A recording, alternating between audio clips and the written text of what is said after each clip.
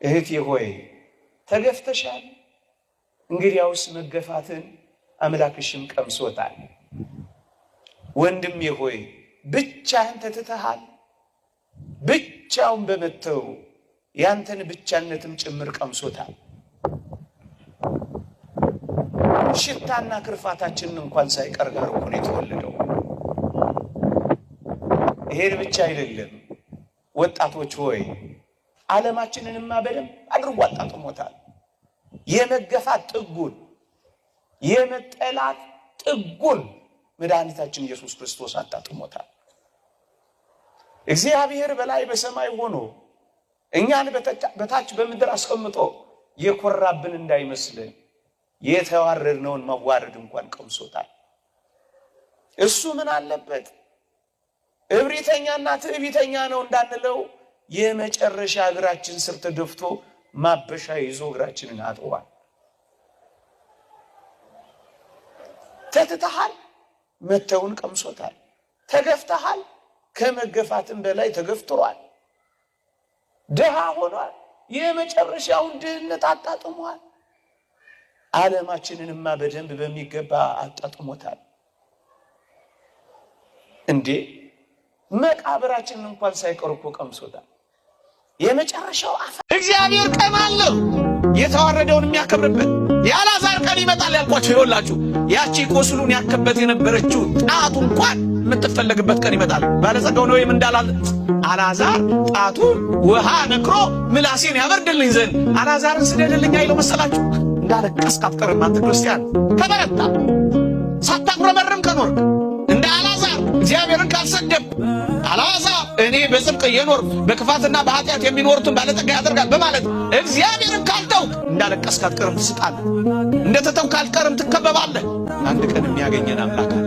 አንድ ቀን የሚያወጣን አምላክ አለ። በድካም አብዝተን በጉስቁልና አብዝተን ኃጢአት አብዝተን ለጥልል ሊሆን ይችላል። እንዳትረሱ። እግዚአብሔር ግን አንድ ቀን የቆሸሸውን የሚወለውልበት ቀን አለ። የጠቆረውን የሚያነጣበት ቀን አለ። የተጣለውን የሚያነሳበት ቀን አለ። የጠወለገውን የሚያለመልምበት ቀን አለ። የደከመውን የሚያበረታበት ቀን አለ። የተቀበረውን የሚያነሳበትና የሚያወጣበት ቀን አለ። እሱ ቀን ብቻ በተስፋ ከምታገቡት ሰው ከትዳር አጋራችሁ አንድ ነገር ብቻ ፈልጉ። እግዚአብሔር አለው ወይ ብቻ ፈልጉ። የነፍስ ንጽህናን ይፈልጋል ወይ? የነፍስ ቅድስናን ትፈልጋለች ወይ? እንጂስ ገንዘብን አትሹ። ዓላማ አይደለማ። እግዚአብሔር የብዙ ልጆች አባት መሆን ከፈለጋችሁ አግቡ አላለንም። እደግመዋለሁ። የብዙ ልጆች አባት መሆን ከፈለጋችሁ አግቡ አላለንም። እናስ ሰይጣን እንዳይፈትናችሁ አግቡ ነው ያለን። ለምንድን ነው የምታገቡት? ጽድቅ ልትፈጽሙ ነው። ለምንድን ነው እጮኛ የምትይዙት? ጽድቅ ልትፈጽሙ ነው። ለምንድን ነው ቤተሰብ የምትመሰርቱት? ድህነታችሁን ለመፈጸም ነው። ቅዱስ አትናቴዎስ ሁለቱ የሕይወት ጸጋዎች ይላቸዋል። ምንና ምንን? ምንኩስናንና ጋብቻ። እህቴ ሆይ ተገፍተሻል። እንግዲያውስ መገፋትን አምላክሽም ቀምሶታል። ወንድሜ ሆይ ብቻህን ተትተሃል። ብቻውን በመተው ያንተን ብቻነትም ጭምር ቀምሶታል። ሽታና ክርፋታችንን እንኳን ሳይቀር ጋር እኮ ነው የተወለደው። ይሄን ብቻ አይደለም ወጣቶች ሆይ ዓለማችንንማ በደንብ አድርጎ አጣጥሞታል። የመገፋት ጥጉን የመጠላት ጥጉን መድኃኒታችን ኢየሱስ ክርስቶስ አጣጥሞታል።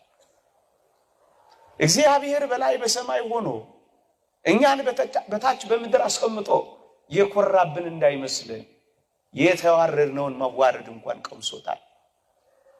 እሱ ምን አለበት እብሪተኛና ትዕቢተኛ ነው እንዳንለው የመጨረሻ እግራችን ስር ተደፍቶ ማበሻ ይዞ እግራችንን አጥቧል። ተትተሃል፣ መተውን ቀምሶታል። ተገፍተሃል፣ ከመገፋትም በላይ ተገፍትሯል። ድሃ ሆኗል፣ የመጨረሻውን ድህነት አጣጥሟል። ዓለማችንንማ በደንብ በሚገባ አጣጥሞታል። እንዴ መቃብራችንን እንኳን ሳይቀር እኮ ቀምሶታል። የመጨረሻው እግዚአብሔር ቀን አለው የተዋረደውን የሚያከብርበት። የአልዓዛር ቀን ይመጣል ያልኳችሁ ይኸውላችሁ፣ ያቺ ቁስሉን ያከበት የነበረችው ጣቱ እንኳን የምትፈለግበት ቀን ይመጣል። ባለጸጋው ነው እንዳላል አልዓዛር ጣቱን ውሃ ነክሮ ምላሴን ያበርድልኝ ዘንድ አልዓዛርን ስደድልኝ አይለው መሰላችሁ? እንዳለቀስክ አትቀርም አንተ ክርስቲያን።